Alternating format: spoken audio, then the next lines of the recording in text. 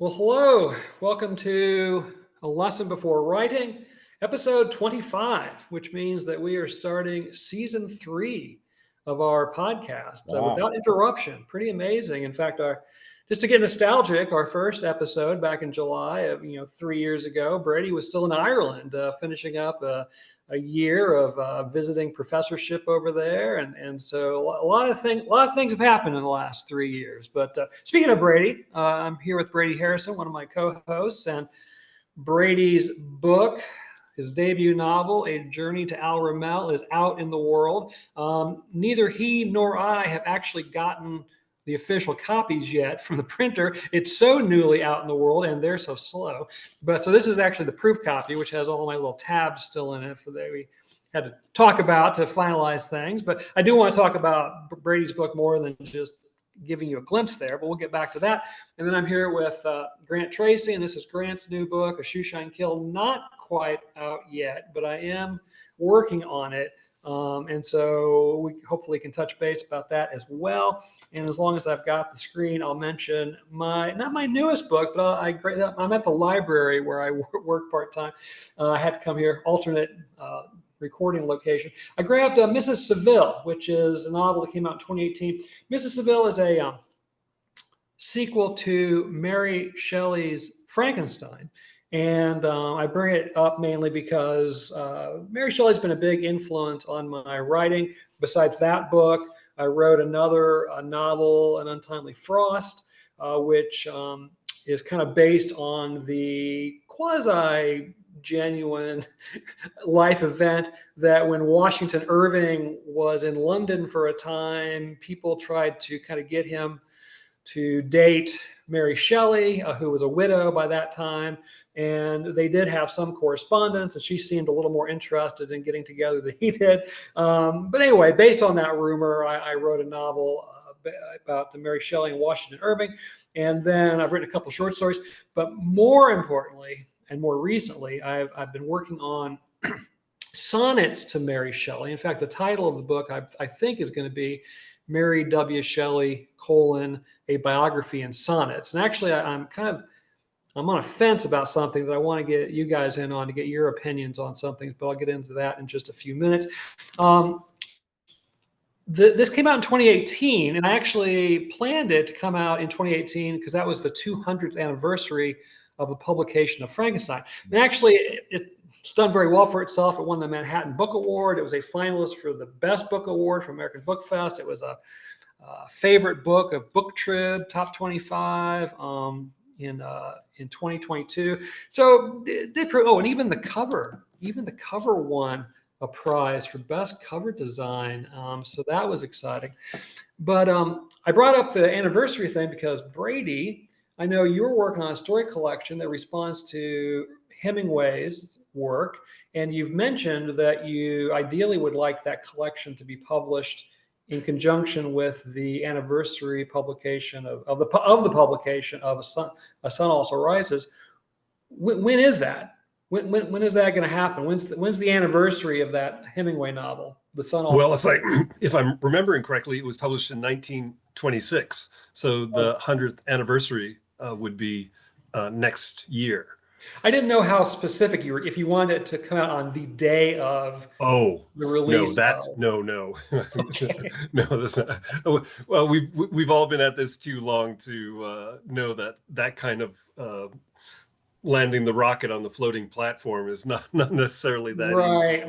Well, that actually, I feel better about that because that means we have all of 2026 to get that book out. So that's good. That's good. Yeah, I definitely missed the mark because Mary Shelley's Frankenstein was officially released on January 1st, 1818. And this definitely didn't come out on January 1st. It was about this time of year, I think, when it finally came out in 1818 or 2018 or whatever. So, yeah.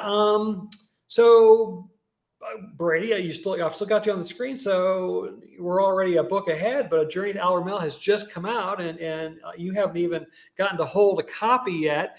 But I don't know. What are now that we actually have gotten that book out in the world? What are your thoughts about having A Journey to Al Ramel out? And we have moved a few copies already, by the way, so that's good. Oh yeah, no, I'm delighted, and a couple of people have sent me pictures and they're holding the book. So You should post those on social media. yeah. So it is real and out in the world. And I am, of course, hoping that it has that the book has a nice life. You never know, but it's been so much fun to work on that book, even as the publication of any book is, full of trepidation and anxiety. So yeah, I'm really pleased and really grateful. And yeah, and no matter what else, this is my abiding conclusion, Ted, since you asked. No matter what else happens with the book, it has such a great cover. The cover is absolutely perfect to the journal style of the novel. Yeah, I agree. And as you know, I spent a lot of time working on this. And for those of you who are listening at home, what Brady had in mind, actually, I had this in mind too, but he voiced it first, was because the story is set in 1930 and it's sort of epistolary in the sense that the main character, Bernard St. Martin, is writing in his journal, which is this leather bound, kind of beat up journal, presumably. And I had such a journal lying around. In fact, it's the journal I used for my Beowulf translation, my never ending Beowulf translation. So I used that as the book. And actually, I photographed it many times and then eventually used that so this is basically a picture of the leather-bound journal that I use for my bail. But to complete the look, I wanted to make sure that the leather binding, the whole thing together, is on the spine, and I didn't put any lettering on the spine as one normally would, just to kind of create that, or kind of hopefully promote that illusion even more so. But yeah, and then of course the picture is Brady's picture that he took from Morocco, or in Morocco. When did you take that picture? When were you in Morocco? Oh, well, it was years ago, when I was first kicking around, some ideas like could I take a bunch of adventure stories, memoirs that I had been reading, and the real life events of a whole number of people, and could I somehow, and so yeah, so at the time I was living. So you'll forgive me, I like to say these kinds of things. I was living in France, and as it turned out, the students at the university I taught in and French students were quite often on strike, and so I had opportunity to travel. And so one of the writers I was interested in had traveled to Morocco, and so we got on the plane and went to Marrakesh, and then traveled south. And so yeah, so it was a number of years ago. So the project has been gestating and been in various forms for a long time. Yeah, and so that image, and one of the great things I think, Ted, that you were able to do is that the image kind of gets squashed down, right? It's actually much deeper. The actual place is much deeper than the image looks. Anyway, I think it just totally suits the mood, and somehow, and the cover looks 3D. Like that strap looks like it is actually, yeah, I love it. Yeah. Well, I actually built that, not to brag, but just to kind of take the curtain away, and maybe this kills the illusion. But I actually built the photograph. I mean, you sent me the digital photograph, which we had to tinker with a little bit because it had some contemporary images in it that we had to get rid of through Photoshop. But then I printed it in a sepia tone to make it look more like something from 1930. And then, but when you print something on a printer, it doesn't have a border, but photographs used to have borders. So I found through Adobe stock a kind of beat up cardboard looking thing. So I printed that in color, pasted the sepia toned photograph on top of that to create what looks like an old fashioned photo, all just so I could set it on top of that leather journal and take a photograph of it and make it look like it was just sitting there on top. I'm sure somebody with Photoshop skills could have done all that in like 5 minutes, and it took me like 6 months to do it. but nevertheless, I think it turned out very cool. I think it turned out very Yeah. cool. Well, as you know, I've got some questions I'm going to send you because we're going to do a little interview about writing the book and so forth. And so those are, so I know I told you yesterday, I think I was going to send to you, but I still have a couple I want to add to it. So you'll get those very shortly. Grant, didn't mean to keep you in the wings so long here. As I mentioned, we're working on A Shoe Shine Kill, and both of these books will be out in paperback pretty soon. And for Brady's book, we're going to add the interview, and then he's also written a kind of afterward sort of thing. It's kind of hard to explain what it is. And that's going to appear in the paperback. And then you've sent me some short stories that have been published independently here and there, some Hayden Fuller short stories. And we're going to include those short stories as bonus material to the paperback. But before we talk about any of that, Brady and I are both curious, what's going on with the film? Are you finished shooting your movie? Yes, principal photography done. But I don't know. I'm not a tech guy, and my buddy, so we're struggling a little bit with getting the sound where we want it. Like, and I think maybe I mentioned this on another podcast, but like, you have the microphone, the boom mic position one place, and the one actor's voice is louder than the other. So you got to get in and manipulate in Adobe and manipulate the sound to make the voices more balanced. And we had to do some denoising because of trucks passing by on the highway. So I think it sounds pretty good, but we're gonna test it out today at 12:30. I'm going up to campus, and we're gonna go into the room where I teach film and run it on the big speakers and see what it sounds like. But it's really close. It's like B movie length. It's 54, 56 minutes long. And I think it's an arty gangster film is how I would describe it. So I'm pretty excited about it. So I know you're going to premiere it in Cedar Falls, I think you said. Do you have a date picked out for that? Yes, if you guys want to come, you're welcome. Well, actually, I finally have found a reliable dog sitter. So I actually think Melissa and I are going to come to the premiere. It'll be January 6th because we wanted to. The Hearst Center for the Arts, James Hearst, famous Iowa poet, donated his house, which now has become like this art center in Cedar Falls. And we wanted to give it a chance to be put in their brochure. We could have done it in September or October, but the advertising wouldn't have been out. And I don't want to just, have, academic friends and theater friends come see it. I want strangers I don't know to come see it. So we're going to wait till January, but our goal is to get the sound right because there's several film festivals in Iowa we're going to enter. I keep saying we are going in the plural sense because my buddy Joe has also made a film this summer, and I worked on his film as the director of photography, and he worked on my film as editor, and so we're kind of doing both at the same time. So we're going to work on the sound for both of them, and then we're going to enter them in contests and hope festivals, I guess, is the proper nomenclature. But we hope to get into the Cedar Falls Festival, and then some others across Iowa and into Dakotas and Nebraska and places like that. So that's the agenda. August 31st is the deadline for the first festival. So I'm rapidly moving towards getting it ready to go. But I mentioned to you the Route 66 Film Festival we have here in Springfield, Illinois. So that would be great. You can look that up, or I'll send you the link to that. Yeah, I'm not sure when it's in the fall, but so I don't know when the deadline is to submit to submit entries or whatever. Maybe something you'll have to do next year. I don't know if you've missed the deadline this year.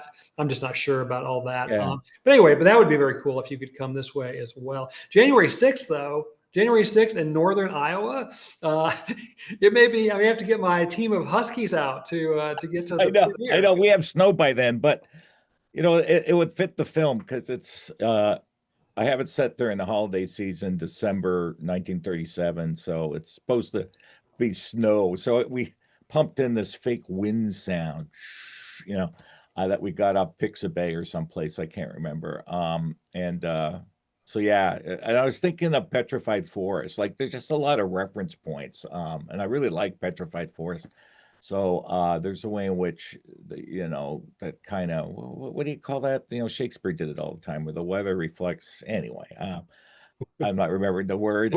What help me It's out one here. of those fallacies for sure. Yeah. Pathetic fallacy, right? So, yeah. So, we got it's so there's been some added stuff, and I wrote the song for the movie as I told you guys, and I got a local musician, Brian McCarty, to do the song for the opening credits, and then just like Long Goodbye, which has 7 or 8 versions of Long Goodbye in its movie, I got my daughter and her partner Anna to do the same song as the closing. So I got this kind of moody Tom Waits like ghostly song at the beginning, and at the end I got this little more upbeat same song but with a ukulele. It sounds great. So got like a guitar on the first one and a uke on the back end, and 2 women on the back end doing the song and a dude doing it at the front end. So I'm pretty excited about it.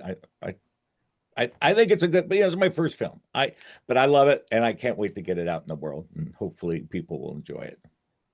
I don't think it's your first film there, bud. Well, that's true. I did a couple of 8mm gems when I was in grad school. I forgot about that. In Fourth Gear, which was my 15-minute version of Kiss Me Deadly with some added things. I think I was listening to the Sex Pistols. I think there was some kind of white bomb that was threatening to kill anyone who wasn't white, and the detective was trying to. Rick Canning was in that film. I think he was driving his Volvo in that film, was he not? It was awesomeness. He was really good. He was in all my movies. Yeah. So anyway, I did 2 or 3 at Illinois, and but this is my first. Yeah, this is like really, I'm really proud of this one. I think it kicks ass. So this is the official first. Yes, the official first, and it's dedicated to. I stole this from Jean-Luc Godard, Monogram Films, and Playhouse 90. Which I really love those shows from the 50s. I'm such a retro guy, but it's retro and hip at the same time. So hopefully folks will dig it. Well, no, that sounds great, and hopefully the weather will cooperate, because I'd love to be there on opening night for the movie. So, I'm wearing my University of New Mexico Lobos shirt deliberately, because it was the last time we all 3 were together in Albuquerque, New Mexico, and we've got a couple of events coming up in this fall and in early next year. Where we're going to, in theory, fingers crossed, be together. We're going to do a live taping of the podcast in October. I think that's the plan, as part of the final Thursday reading series. So I'm looking forward to that. I don't have a date just yet. I mean, I don't know what the date, what the final Thursday is in October, but that's our annual kind of gothic Halloween themed episode. So I think that'll be very cool. And then we also, all 3 of us, are going to be in Baltimore for AWP 2026. And we're going to have a table, and, I've made a proposal. But even if we don't get to do kind of a live broadcast for our proposal, as Brady and I were talking before you came on, Grant, I mean, there's going to be like 10,000 writers there. And, what writer wouldn't like happily talk about their book or about the writing process for a few minutes? I think we should do some interviews while we're in Baltimore and get those recorded so we can use those as bonus episodes and those kinds of things. So I'm looking forward to those 2 get-togethers, just to get together mainly. But I just wanted to start to plug those for any loyal viewers. I know I've got one son in particular, he and his wife, who are really into podcasts. They're like true crime podcasts. And they've traveled 2 or 3 times to go to different places to see like live recordings of their favorite podcasts or whatever. So who knows? Maybe we'll get some groupies, come to Cedar Falls or to Baltimore or something like that. That would be cool. I was thinking what would be awesome is the 3 of us, the 3 amigos, we get in a cab and go to Phelps Point and check out locations where Homicide: Life on the Street was filmed. I think that would be awesome. I've never done it.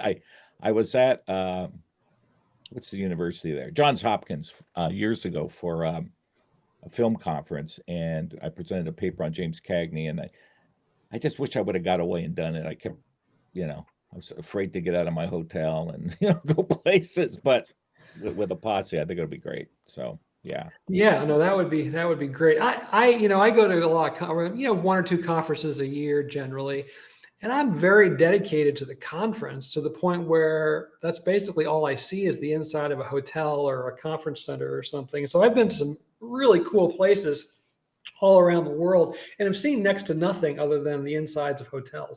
Yeah, So I was yeah. just going to say, Ted, you're absolutely right.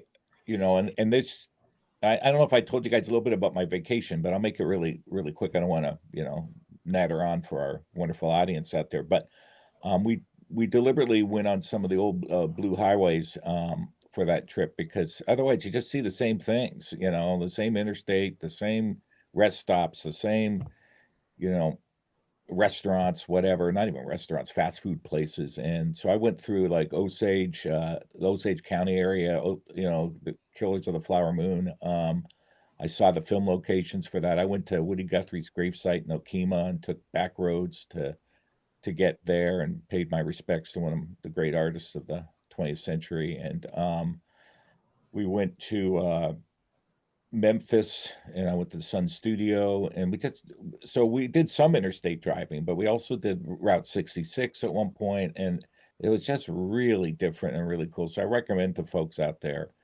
take a little more time and take to some of the more back roads or the smaller highways. You really get to see more of America that way, instead of it all looking cookie cutter. We did that. I forget, maybe 2016, 2017. We live right on Route 66 here. I mean, when I look out my back door, I mean, there's a chunk of it that's still they keep, they don't pave over it because of the historic Route 66 kind of thing. So it literally goes through practically our backyard here, and we took the old Route 66 route all the way. Didn't go all the way to Flagstaff, which is where it eventually goes, because we wanted to go to Sedona, and then we wanted to go to Santa Fe, New Mexico, and then we eventually went up to the North Rim of the Grand Canyon, which unfortunately has been obliterated in a recent forest fire. So the lodge there and where we stayed at the North Rim of the Grand Canyon are completely gone, apparently, which is very sad. But anyway, yeah, we did that kind of back roads thing. Oh man, we loved it. We called it our Jack Kerouac inspired vacation. Yes. Off the road. Yeah. Well, hopefully you didn't end up in Mexico in a particular kind of establishment. Well, we did end up in Mexico on another trip, but no, we avoided those kind of establishments. But, Fair enough. I love On the Road. It's like one of my favorite books of all time. Yeah, me too. Me too. I know we both got the roll version as soon as it was available, to read the original. It's so great. So, Yeah. Well, speaking of short stories and inspiration and all that stuff, I recently was at the 17th International Conference on the Short Story in English, and I actually did a bonus episode for the podcast, bonus episode 5. So I don't want to talk too much about the conference, because if everyone's really curious about my thoughts on the conference, they can go to the podcast and listen to bonus episode 5. But while I was there, I had all sorts of just cool literary things happening. I had poems accepted for publication and proofs of poems, and one poem was actually published, and working on these Mary Shelley sonnets or whatever. But then also I had a sci-fi story accepted for publication while I was there in Killarney. And then I also, I wrote this really bizarre short story last year. And I don't normally write just standalone short stories. Almost all of my stories are parts of bigger projects that become like novels and that kind of thing. But I wrote this short story, and it's written in both English and Spanish, which makes it a little bit different. And while I was there in Killarney, I got an email that story is called The Poet in Room 12, which was longlisted for the Clarissa Dalloway Prize in Short Prose. No offer of publication, but it was cool to be shortlisted. But then just a couple of days later, I got an email from a different journal that was accepting it for publication. But the reason I bring it up mainly is because in my cover letter, I don't normally say too much about what I'm sending people. It's like, here's this story, here's this whatever, and maybe I'll give a little bit of like, if it's part of a work in progress, I'll mention that, other pieces have been accepted, X, Y, and Z. But for this one, I said something like, the story was inspired, I'm sure, by things I don't know, but it also is inspired by things I do know, and specifically the influences of Malcolm Lowry, uh, Robert Coover, and James Joyce. And because I very deliberately had in mind when I was in Mexico, and this is what made me think of this. You're talking about Mexico. We went to the part of Mexico where Malcolm Lowry wrote Under the Volcano. And the volcano known as Popo, it's got a long Aztec name, but with about 40 syllables. I don't know how to pronounce, but Popo is the nickname. And Popo is like right there. Like every time we came out of our hotel room, it was just there fuming away. It was, I mean, I could have just stood there all day and watched Popo fume. It was amazing. So that was inspirational. And then, you know, we had talked in our podcast about Robert Coover's The Babysitter, about all these little episodic you know, pieces of the story, and then eventually they stop lining up. They can't all be true, which is very emblematic of Coover's ambiguity he always wrote about. So I wrote this kind of episodic story set at the foot of this volcano in Mexico, and then the James Joyce part comes in because Finnegan's Wake basically starts as two cleaning women doing laundry, cleaning laundry in the Liffey River Liffey in Dublin, and then that evolved into this massive novel, Finnegan's Wake or whatever. And so the two main characters in this story I wrote are two maids at the hotel who are talking about one of the guests at the hotel, the poet in room 12. And then also because I decided to write it in both English and Spanish, and of course Joyce, especially Finnegan's Wake, has a multitude of languages, and that was definitely part of what I was thinking. So anyway, I guess my thing here is that most of the time when I write, I'm not really sure about inspirations, but for that story, I definitely was. Brady, you haven't talked for a while.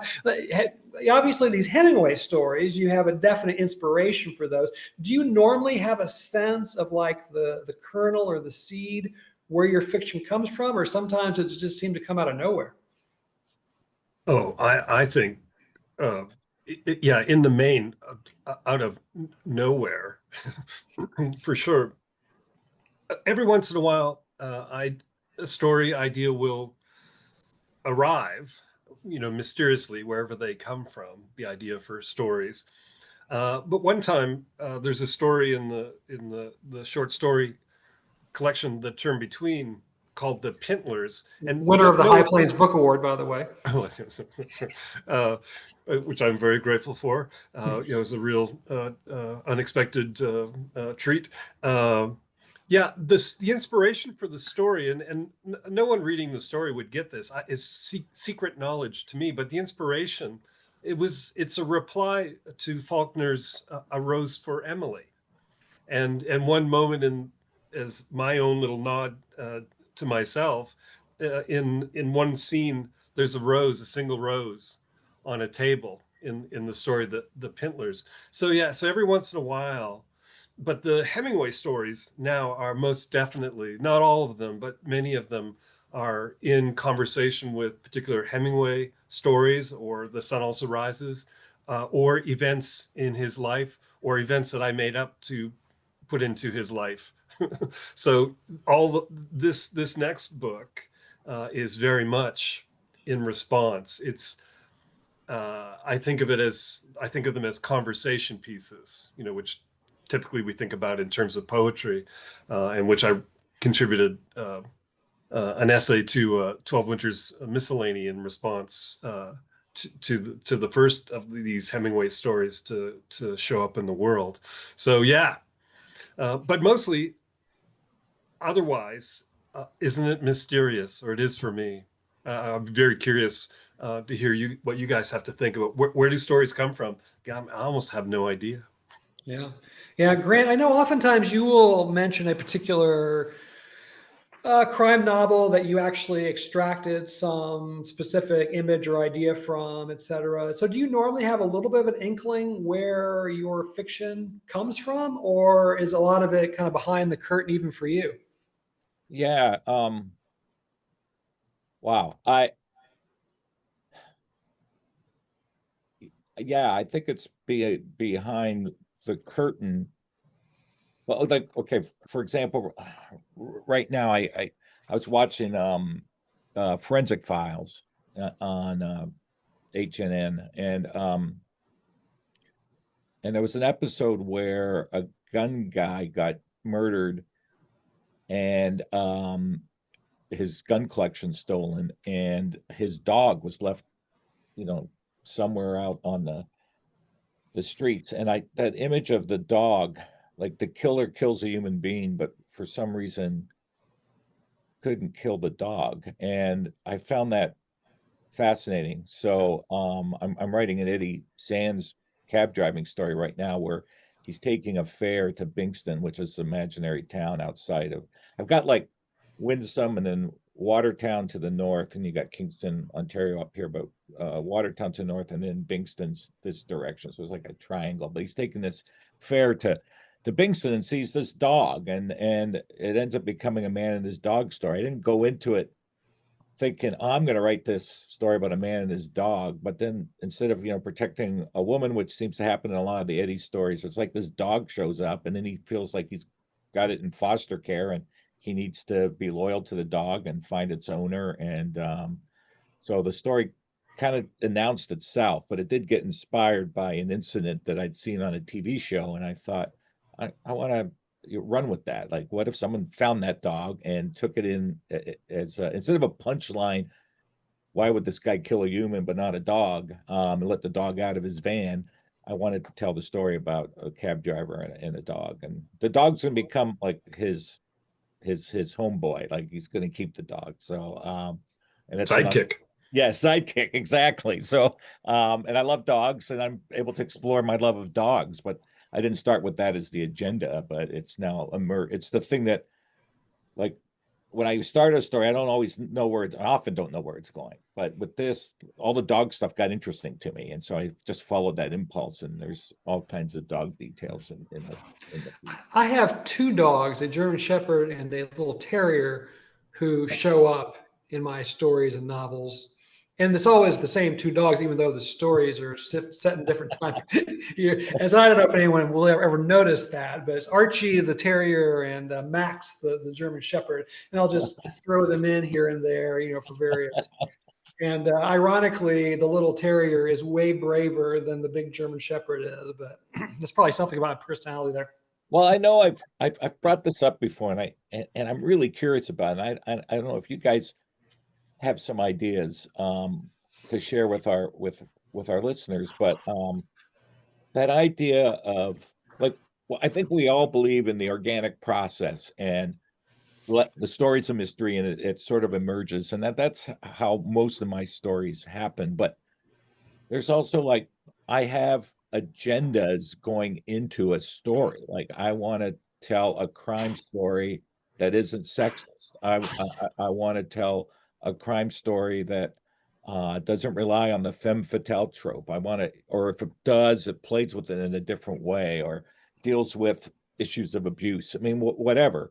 But I do have that in mind when I start writing something. It's not like I don't have that. So, like, I mentioned this before, like, what about a female writer, a feminist writer who wants to do a story that's indebted to the Bechtel test? And it's like, I am not going to have women talking about men. It's going to be a story about women friendships, and there'll be scenes with two women instead of a woman and a dude. And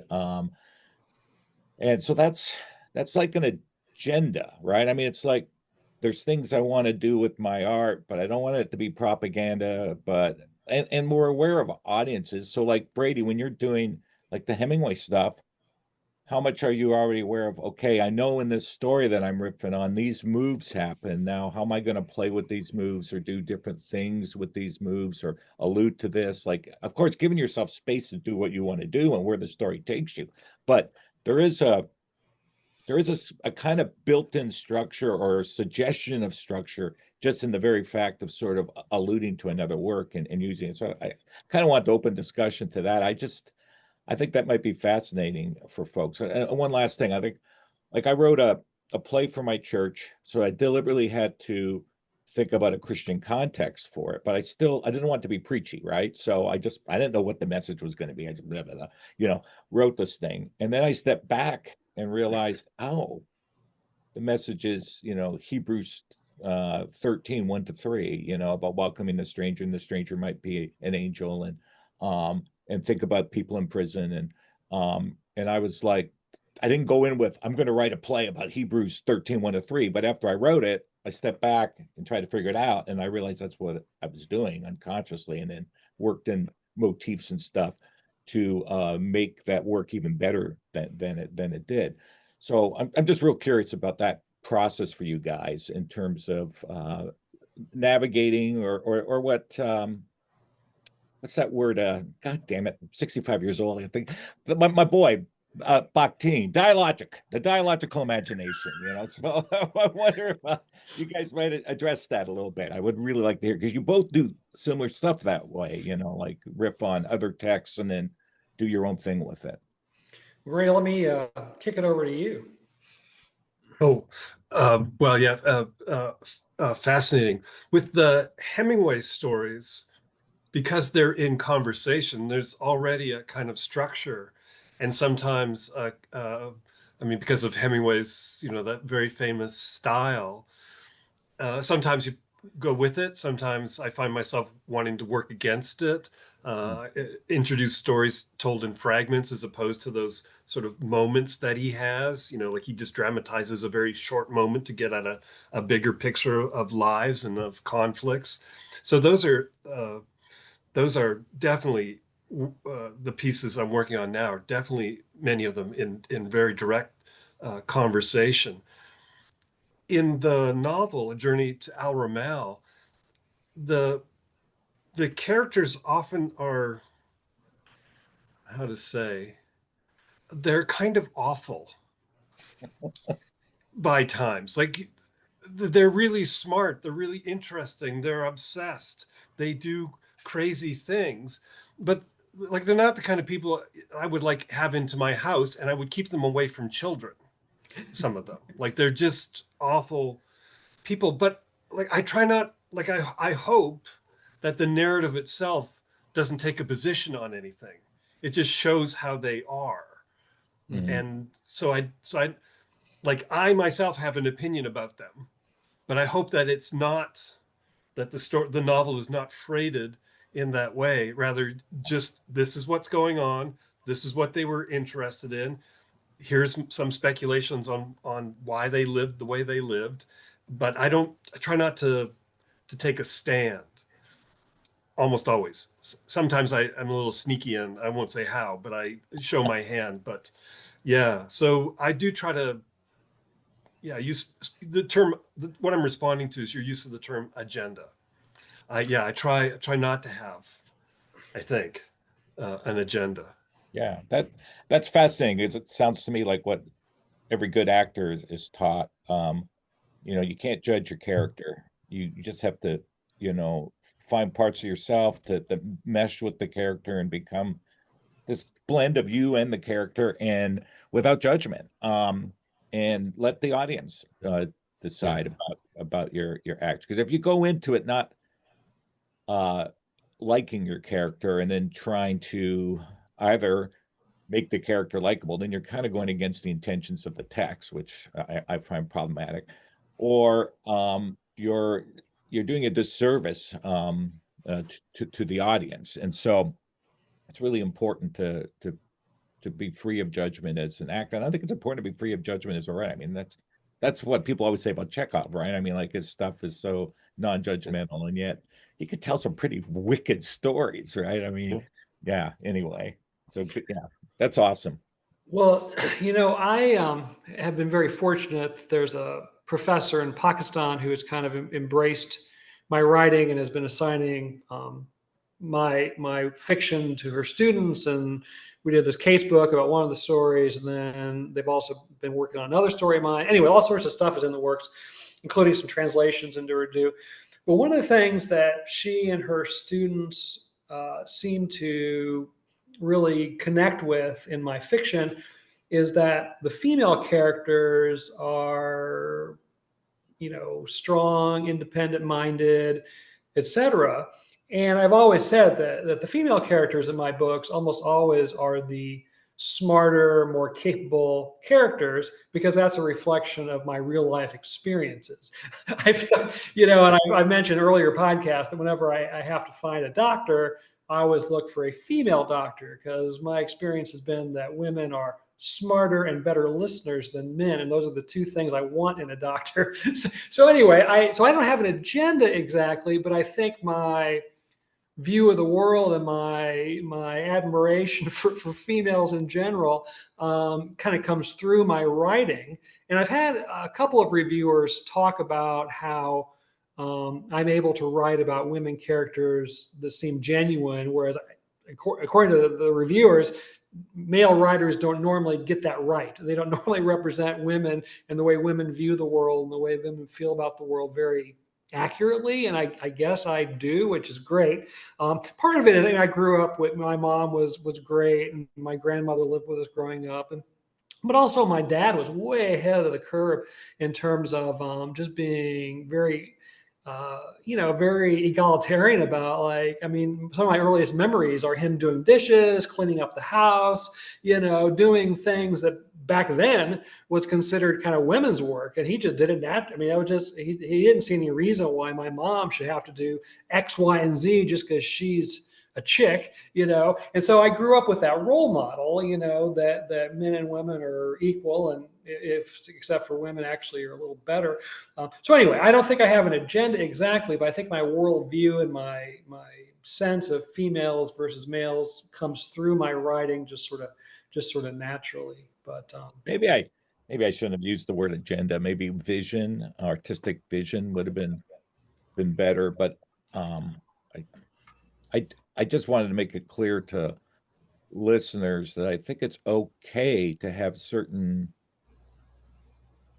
things that you want to, but that's part of your vision. You want to project into the world, and not to be afraid of it. I remember that was like when I was in my 20s, taking workshops at Kansas State. I remember one of my professors said I lacked vision, and it just really bothered me. And I'm like, what is this guy, some holy roller? What's it mean, vision? And as time went on, into my 30s, I discovered what my vision was, and he was right. I didn't have it when I was in my 20s. I had no idea what I stood for, or what my belief systems were. I mean, I knew I always liked the underclass.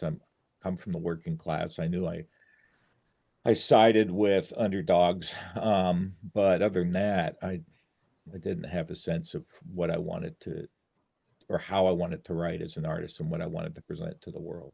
So, and I see correspondences as your publisher and pretty intimately familiar with your work. I see correspondences between our views of the world, even though we tend to be writing very different kinds of work. And like, what I mean by that is, Grant, clearly, like, Stana in your Hayden Fuller novels is one of the smartest, most capable characters in the whole series. Even though the series is focused on Hayden, it's Stana who has a lot of the best ideas and saves the day more often than not. Yeah. And Brady, in your book, one of my favorite characters is the Toad. And the Toad, even though physically not very attractive, but that nickname, of course, but yet one of the coolest, most resourceful characters in the whole darn book is the Toad, at least from my perspective. Would you agree with that? Oh yeah, no, and I mean, part of for me at least, the pleasure of the book, because the male characters, several of them need to be shaken. The woman that the main character, in a derogatory way, calls the Toad, she is instrumental in the narrative, and in good judgment, and in fact, no spoilers, but yeah, she plays some of the key roles, and she's tough. She's so tough. He's all, the main character's all the time, oh, my feet hurt. she just no patience. She just does what she needs to do. Yeah.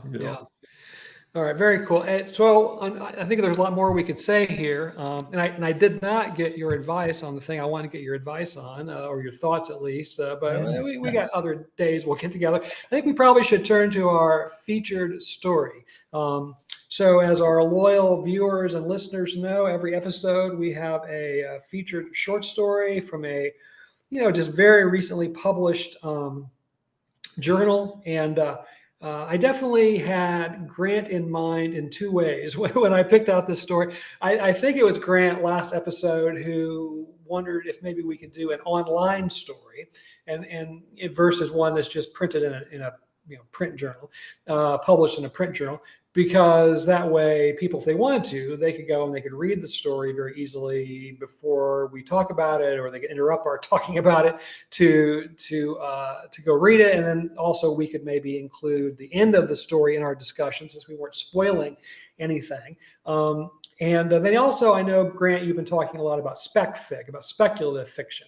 So I found this story in the brand new Washington Square Review. Spring 2025 just landed in my inbox in the last couple of weeks, and I wanted us to talk about, and I've sent it to you, a story by Becky Hagenston titled "Everything Must Go," and it's a short story, I would say, which probably was a bit of a relief to you guys, since I know we're all super busy. And what I discovered was Washington Square Review is doing this thing. I don't know if they always do it, but in addition to the print journal, you can actually go online to their website, and I think basically all the content that's in the print journal is also available online. So at least for the time being, maybe they'll remove some of that eventually, I don't know. But for the time being, and I just checked this morning and it's still true, you could go to Washington Square Review online and you can look up Becky Hagenston's Everything Must Go. So if you'd like to stop the podcast, hit pause right now and go read Everything Must Go, and then you can come back and be on board with what we're talking about in terms of the story. And again, I don't know if they always do that or if it's just unique to this issue, or what's the deal. But anyway, Everything Must Go. And let me just read, it's kind of a little vignettes, little sections. So I'll just read the first opening section just to kind of give a flavor for what the story is like. And then I'll see what you all have to say about this story. Of course, you will miss your belongings, but what is need versus want? There isn't room for your old sneakers, 10th grade French book, postcards from Swansea, not even for your first child's last baby tooth. No, not even that. Not even if you cry and beg and show how it fits in your hand or your pocket, there will be no need for pockets. You will create your own digital museums, curated from photographs and videos, saved and uploaded. Leave your earth trash behind on the trashed earth. You don't have to go, but if you do, there are rules. And so this is as I say, speculative fiction short story. And we find out that the main character, the first person narrator, whose name is escaping me, even though we do learn it, she and her husband, Lewis, are going to leave the earth. Apparently, Earth is basically dying because of human, abuse. And so people can get on rockets and go to outer space, but they can't take anything with them except the clothes on their backs. So they have to leave all this stuff behind. They can make digital records of their stuff, the museums as they're called. And so Lewis is all about that. He's busy making, his digital museum to take with him, whereas the main character, the protagonist, isn't interested in that, or she hasn't got around to it yet. And there's all sorts of really interesting things happen. She discovers that Lewis is including in his digital museum his old girlfriend, a picture of his old girlfriend, and so she's like thinking, "Oh, why is he including that?" But eventually, she has to decide: is she going to get on the rockets and go off into outer space, or is she going to stay here on the Earth, which is slowly dying, with the people who have decided to stay behind? And there's other things going on in the story besides that, but I'm going to stop yammering here for a second and see what you guys think about Everything Must Go. And Grant, since you were the one who's kind of brought up spec fiction a couple times in recent episodes, what are some of your thoughts on this story? I loved it. I thought it was great. Very I don't know, dystopic, and I loved it. Like for people who are environmentalists, this is a story right in your wheelhouse. You've got the wetlands being destroyed. You earlier mentioned fire destroying some national park or something you were going to, Ted, and we got forest fires here. We got the wetlands drying up. We got the world getting hotter. All that stuff that people predicting, by 2050, this planet won't exist. I remember hearing about that when I was in grad school. Anyway, it was I don't know if it was Robin Wood. Somebody put this date out there, and so yeah, I really really dig that. And there's a kind of it's so mythic, right? I mean, I love Superman, and he comes from another planet. Go, go, go! Moses and the bulrushes. There's something mythic about this story about having to go somewhere else because it's either dangerous where you're from or the planet is dying. So there's kind of an inverted Superman mythology at play here, which I thought was really cool. And you've got your specimen character, which where there's a character that you have to be careful with as a writer because you don't want that character to pull focus from the rest of the story. But you got Denise, who's always talking about doing it. She's like 8 years old or something, but that's kind of like she's preoccupied with this idea of sex, even though she maybe doesn't fully understand it. And she's kind of a force of nature in the story, even to the point where, well, I don't want to. Well, we can give away spoilers, but you know what I'm saying with the bike incident at the end. Yeah, there's just a lot of things working for me, and it really made me think about. And this might not be the writer's intention or the text's intention, but I couldn't help thinking about how all that stuff we do with the cloud today, and there's kind of like this virtual reality, right? Instead of reading a book, we have a digital version. Instead of like I love junk, as you can see in my man cave here. I have all kinds of action figures, and the guy at the local comic shop on the hill, people aren't buying action figures like they used to. People aren't buying comic books; they'll get digital downloads, and I'm definitely I'm still firmly entrenched in that instead of downsizing, which is what you're supposed to be doing at my age. I have a lot of junk in my man cave. So anyway, that idea of stripped down, only 4 sets of clothes and just come with what you have, and you got to get. And I couldn't help but think, what is the Yasmina Reza play? God of Carnage or Carnage. I always forget because the movie had a different title. But anyway, where he lets the mouse or something out on the streets of New York or whatever, he just lets it loose. Actually, the play was written in France, but anyhow, he's a creep, the dad. But here we get this image of this gerbil being let loose to be taken by somebody. So yeah, there's just so many things working here, and I had kind of a like a beaded kind of narrative, all these little snapshots that kind of fit together. And I thought that, again, I'm just riffing here, but I thought the woman's picture was very strange detail, and I wondered if the lead character, I think she's nameless in this. Does she have a name? Anyway, I thought the lead character maybe was afraid it might be a masturbatory tool, but she didn't want to go there. So she cuts off her thoughts, but then it's right after that we have, Denise talking about doing it. So just putting those two things together, there's a lot of collage effect in the structure where things next to each other talk backward and forward at the same time. So anyway, I love it. I think it's a great story, and I've read it 3 times. Maybe because it was short, I don't know, but it just really held my attention. I thought, and it was executed very well. Yeah. Great, Brady. What are some of your thoughts? Well, I liked it as much as Grant. I think it's a wonderful. I think it's a terrific story. It's very smart. It achieves so much, and it's so short. This is a writer absolutely in command, I think, of their material. And so I concur with so much of what Grant said. But what I will also say is I found the story incredibly sad.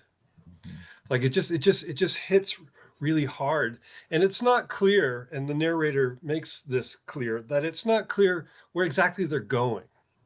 Yeah. What exactly is going on? Like we don't have, it's such a short story, but we this world is conjured and we can feel it, but we don't have a lot of information. We don't really know who are the people showing up with the buses, where are the rockets going, what is the plan, and so I won't give away anything more. But it seems to me such a sad story because we have this great planet Right. that and we are actively, and some people seem to want it to be destroyed.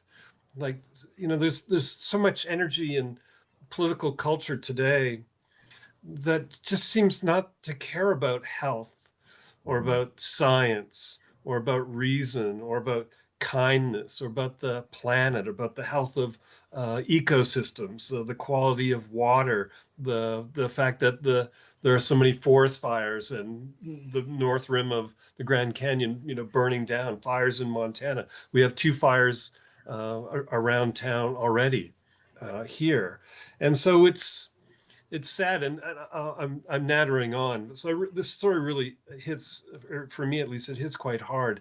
But I, just as an aside to this, I've been thinking about this a lot, and so this consciousness of what I'm about to talk about is informing my reading of the story.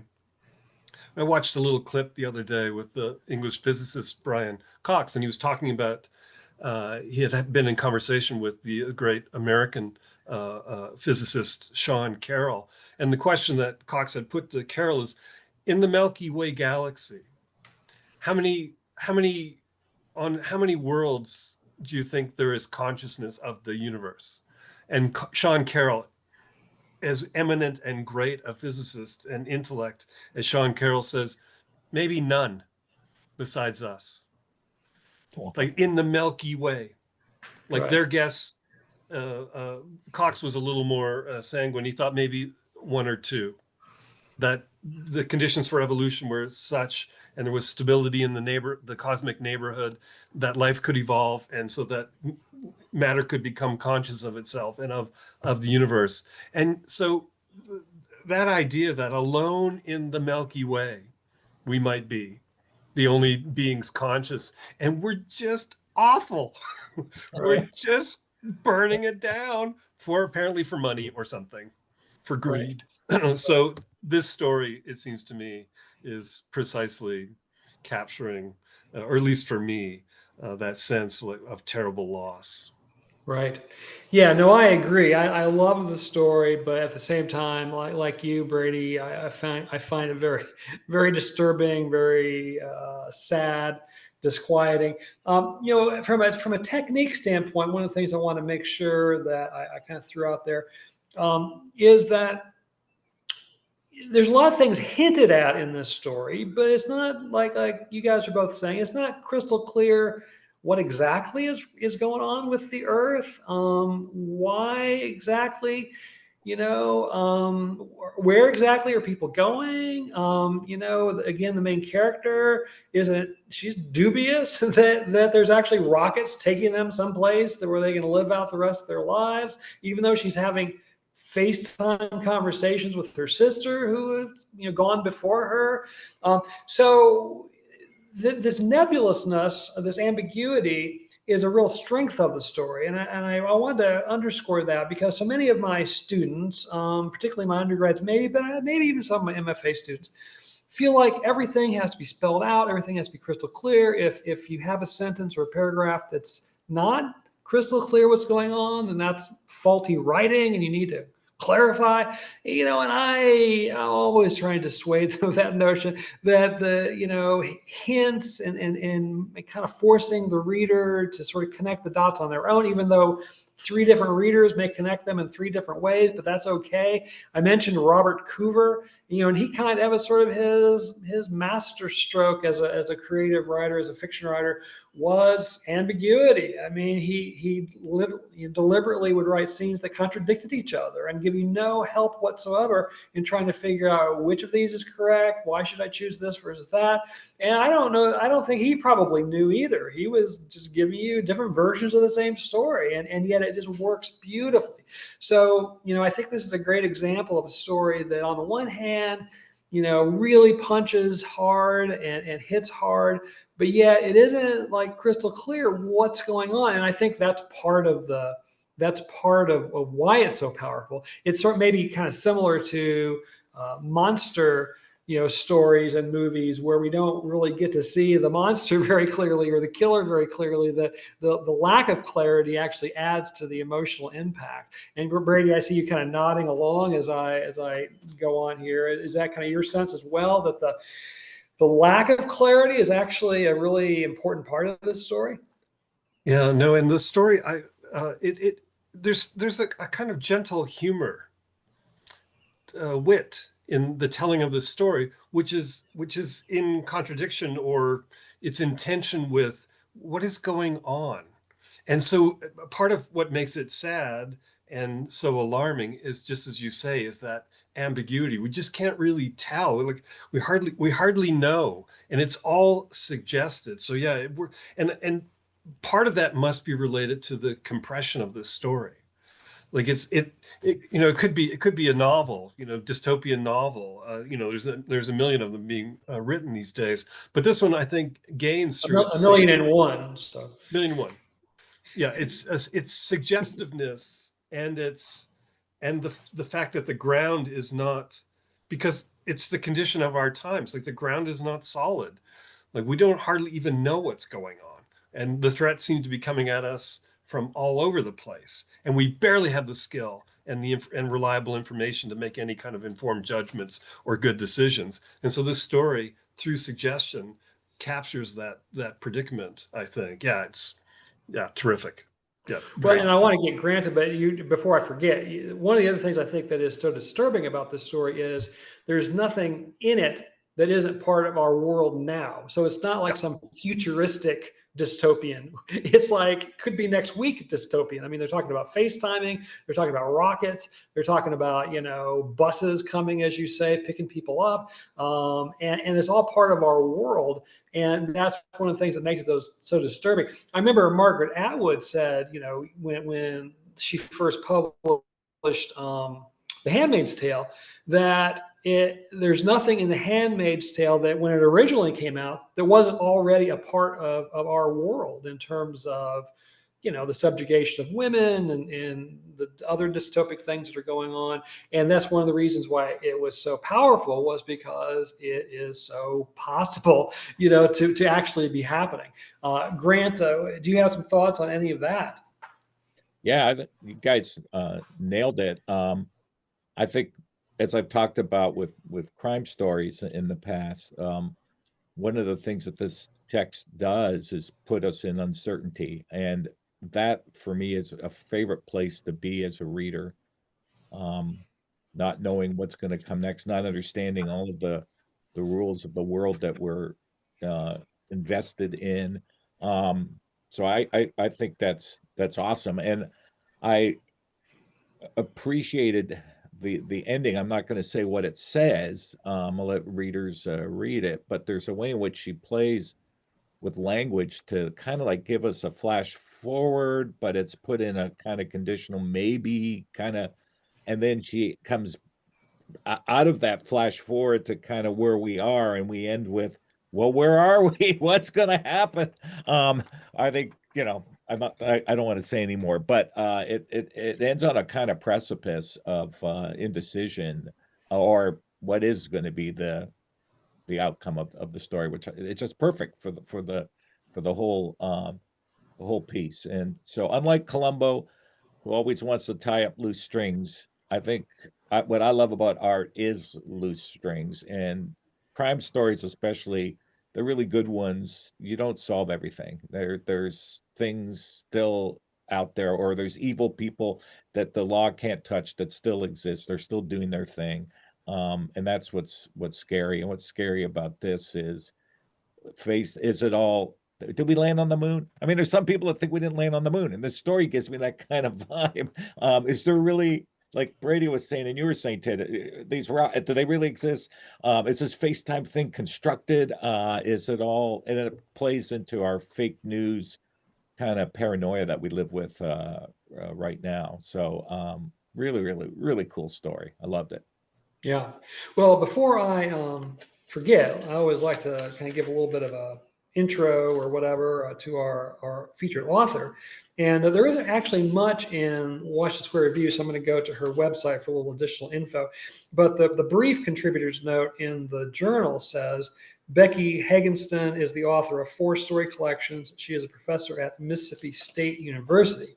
And that's all it says. But she does have a website, beckyhagenston.com. And on the About Author page, I'll just read a couple of paragraphs here. It says, Becky Hagenston is the author of 4 award-winning story collections, most recently The Age of Discovery and Other Stories, which won the journal's, that's the title of the journal, is the journal's non/fiction prize, and was published by the Ohio State University Press, Mad Creek Books, in August 2021. The collection also won the Mississippi Institute of Arts and Letters Prize in Fiction. Her 3rd collection, Scavengers, was chosen by Benjamin Percy as the winner of the Permafrost Book Prize, was published in 2016 by the University of Alaska Press. Her 2nd collection, Strange Weather, won the Spokane Prize for Short Fiction, was published in March 2010 by Press 51. And her 1st book, A Gram of Mars, won the Mary McCarthy Prize and was published by Sarah Bandy. I'm not sure how to say that, books, etc. And it goes on. Sarah Band. I think Sarah Band. Okay, thank you. Yeah. So anyway, she grew up in Maryland and received an MFA from University of Arizona and MA from New Mexico State University. That's the University of New Mexico, whatever.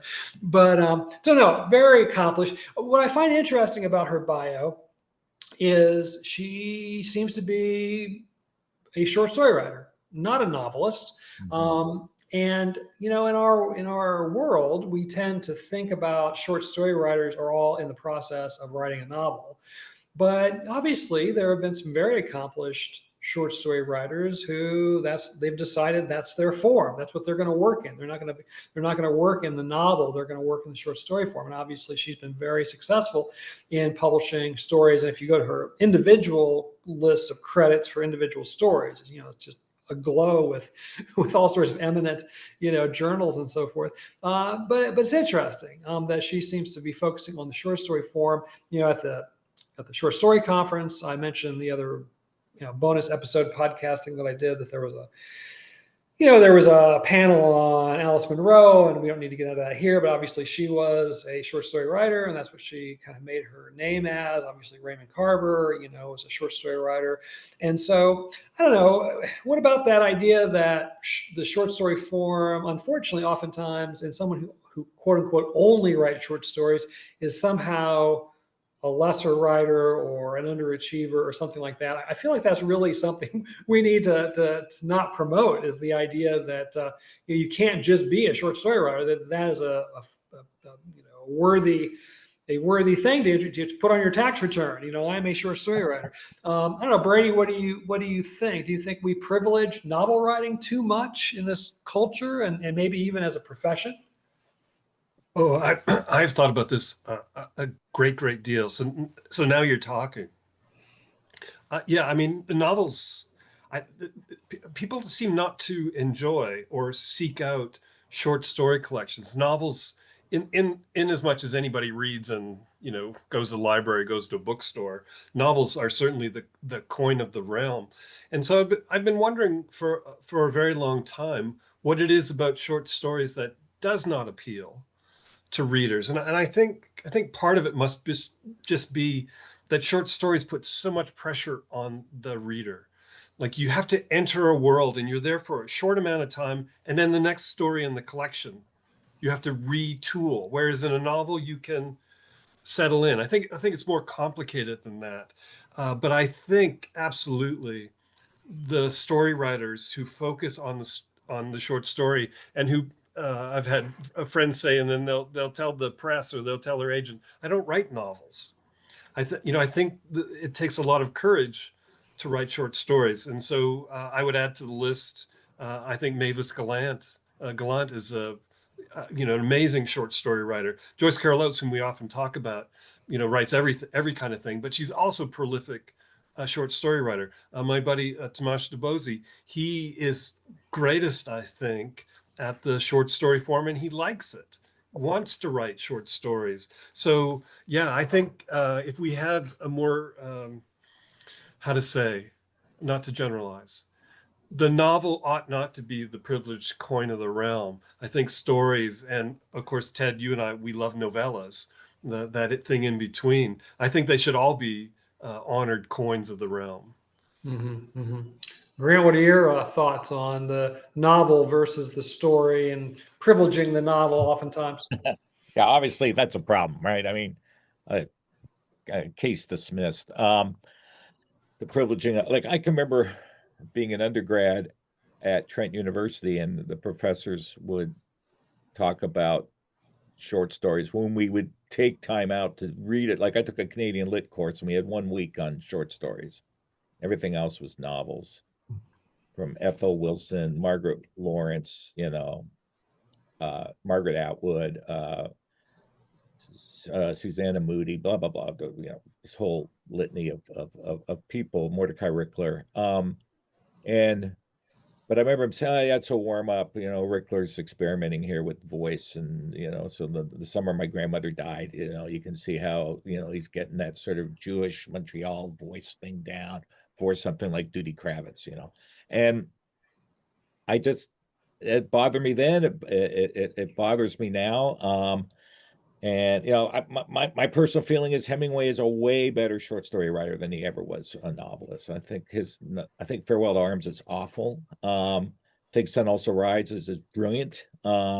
But other than that one, there's not many novels by Hemingway that I really care to revisit. But I revisit his short stories constantly. So that's just how I feel about it. And I think from a writer's standpoint, I love writing short crime stories. And I wrote literary stories for a long time. Now I'm writing, these short crime stories because I like the feeling I get. It's like I don't do drugs, I don't drink, but fiction's my drug. And there's something about that quick narrative fix. It's like a shot, you know what I'm saying? Sorry, to the younger people out there. It's like High School Confidential, baby. It's my drug. So I enjoy writing it. I love the discipline of having to do narrative compression, of having to limit the characters, that there's only so many turns you can take because you got to get the story done.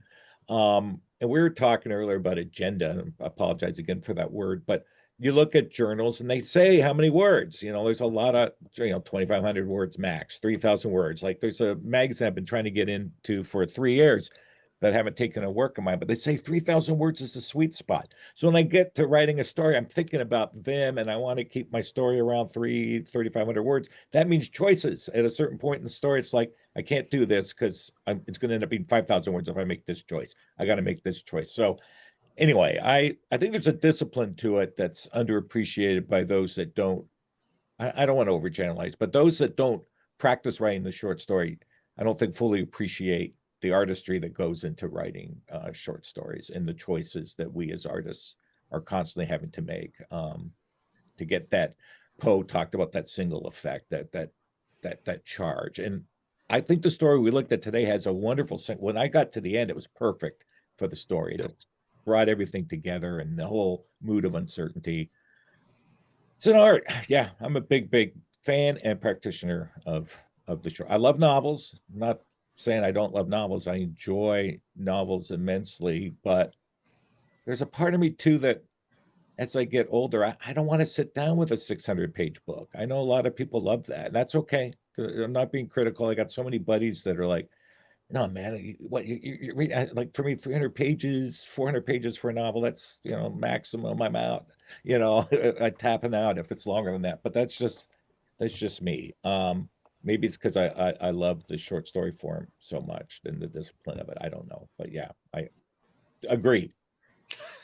I totally Okay. agree with you guys. Okay. Well, I think we probably need to wrap things up just looking at the time here. So let me kind of come back and just see if you guys got some final thoughts, either about the story or just in general things we've been talking about. Brady, let me kick it back to you. Do you have some final thoughts you'd like to leave us with before I hit stop record? Well, this semester, which is appearing on the horizon in a very alarming way, my graduate seminar is called American Monuments, and so these are whacking big books. Like we're reading Infinite Jest, and we're reading Moby Dick, and we're reading Invisible Man, and one or two more. And I love those long, immersive reads. I love Tristram Shandy. Uh, but I also love short stories. And just for the reasons that Grant says, the kind of discipline and the things that you can achieve, the kind of crystalline perfection that's possible in a short story that I don't think the novel, keeps sprouting extra heads and elbows and, it's got a big toe where it doesn't belong. And right. Like it's hard to control. But the short story, there's something perfectible.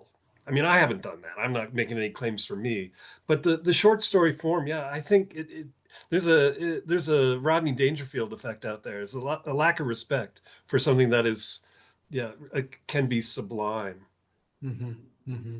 Yeah. Yeah, Well said. and I Grant? was just going to add, like, I think I think because I was trained as a short story writer first, going through workshops at K-State and then writing short stories for years before trying the novel. I do have a short story technique I use a lot, which is I, and I love these writers, Earl Stanley Gardner, Ed McBain, but they'll have page after page after page where they're interrogating somebody of dialogue. And I'm like, this is boring to me. Can we just summarize this? I don't, this isn't, the payoff isn't worth the investment of 6 page of Q&A. Just, compress. So in my novels, I tend to, some of my scenes that could be interrogation scenes that could go on for several pages, after a couple of pages, I feel like, okay, we'll go to summary mode here and move on. I think a technique, or maybe the discipline I've got from having read and written so many short stories. Well, as we know, one of the factors in all that was that writers in the 19th century and into the 20th century literally were paid by the word. And so if they could, spend 500 words describing some woman's hat, that was just more money in their pocket, And so I think that had a definite impact on, the Dickens novels that were so popular in the 19th century. And also when people bought books, they want to get their money's worth. It's like nowadays, people go to movies, and if the movie isn't 3 hours long, they feel like they've been ripped off or something, so I think that all impacted one's sense of the art and the short story and the length and all that stuff. But maybe we'll leave that for another podcast, because I think we probably need to, to sign off here. But yeah. So we've got Brady's book out. We'll be promoting that. Grant, you and I'll be in contact here. My goal is still to get your book out this month, and we got a couple more weeks here, so we're working on that. So I'll be in touch regarding all that. And so, thank you, listeners, viewers, and thank you guys. And we'll be back together for our podcast in about a month or so. Awesome.